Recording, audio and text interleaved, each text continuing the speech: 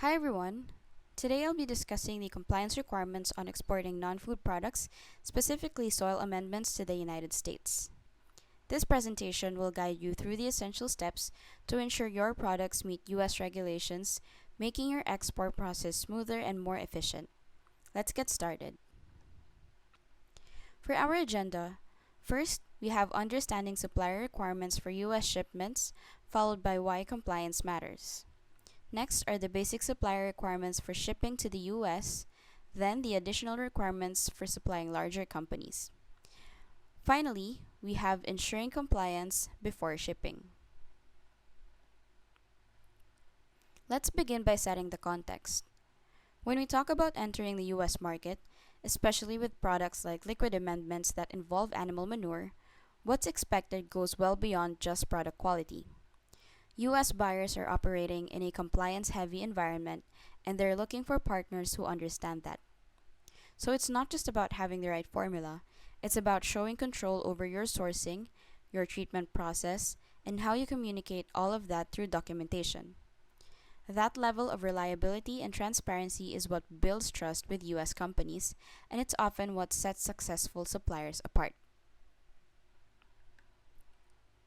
When we look at why compliance matters, it really comes down to the following key reasons.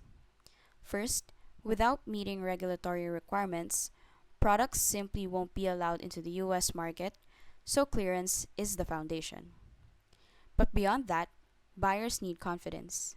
They want to know they're working with suppliers who understand the rules and won't expose them to risk. Compliance also plays a huge role in protecting health and the environment, especially with manure-based products where contamination can be a serious concern. And finally, suppliers who are proactive about meeting standards are more attractive to large buyers because it shows professionalism and reduces risks. And that is a major competitive edge. Here's an overview of the basic requirements suppliers need to prepare when shipping to the US. These cover everything from product classification and documentation to safety, compliance, and regulatory permits. We'll go over each of these in detail in the next few slides, including why they're important and what they should include. First, the HTS Code classification. This code determines the import duty rate and any special requirements. If it is wrong, your shipment could be delayed or fined, so accuracy is key. Next is the country of origin marking. Every product must clearly show where it was made. It has to be marked directly on the item, not just the packaging. Missing or incorrect markings can cause customs issues. Next, we have the commercial invoice. This is a legal document that exporters must prepare. It includes key details like product descriptions, HTS code, payment terms, and information about the buyer and seller. US Customs uses this to assess duties and verify the legitimacy of the shipment. Then, there's the packing list. The document outlines what's inside the shipment, like the number of bottles, weights, packaging type, and dimensions. It's essential for customs clearance and logistics, ensuring everything matches up during transit and delivery. Moving on to the bill of lading or airway bill. This is a transport contract between the shipper and the carrier, and it includes crucial details like the consignee's information, transport method, and cargo specifics. US Customs rely on this document to assess duties, verify the shipment's legitimacy, and approve its entry. Next is product labeling for agricultural use.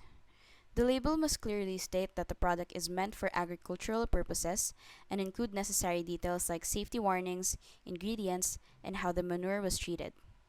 This ensures proper use of the product, especially when it's applied to food crops where microbial risks are strictly regulated. Next is the freight insurance certificate. While optional, this document proves that the shipment is insured against loss, damage, or theft during transit.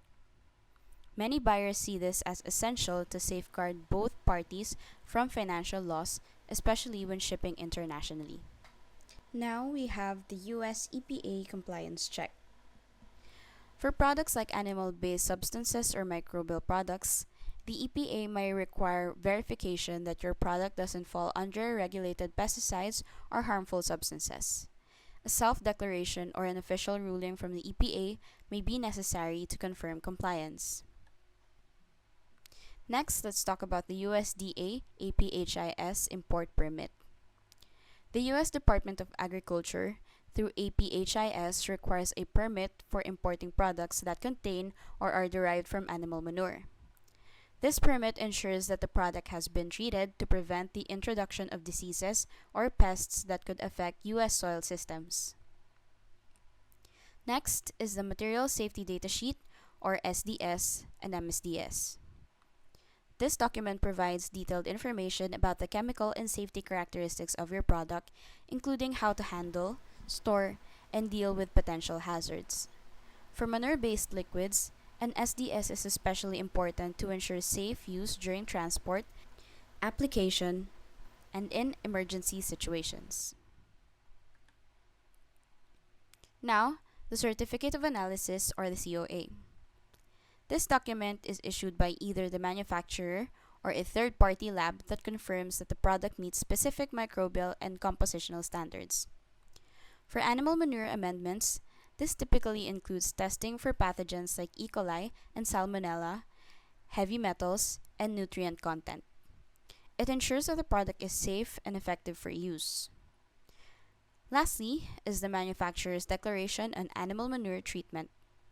This statement confirms that the manure has been properly treated, whether through composting, pasteurization, or another method to reduce pathogen risks.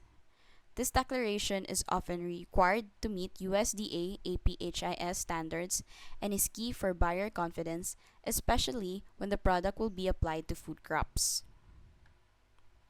Next, we have the additional requirements for supplying larger companies. Let's begin with the Product Liability Insurance Certificate. This certificate provides proof that the manufacturer or exporter holds insurance coverage for any damages caused by the product after sale or application. Large U.S. buyers often require this document to ensure financial accountability in case of product failure or liability. Next, supply chain traceability documentation. This documentation verifies the origin of each input, how it was handled, and whether the proper treatment steps were applied. U.S. buyers and regulators may request this in case of a contamination incident or audit. It's an essential tool for ensuring transparency and readiness in the event of a product recall. Moving on to the Supplier Code of Conduct Agreement. This is a signed agreement between the supplier and the buyer that outlines expectations related to ethics, environmental responsibility, labor practices, and safety. For suppliers of agricultural inputs, it may include clauses regarding sustainable sourcing of manure, responsible waste management, and compliance with both local and U.S. regulations. Lastly is the product safety and microbial testing documentation.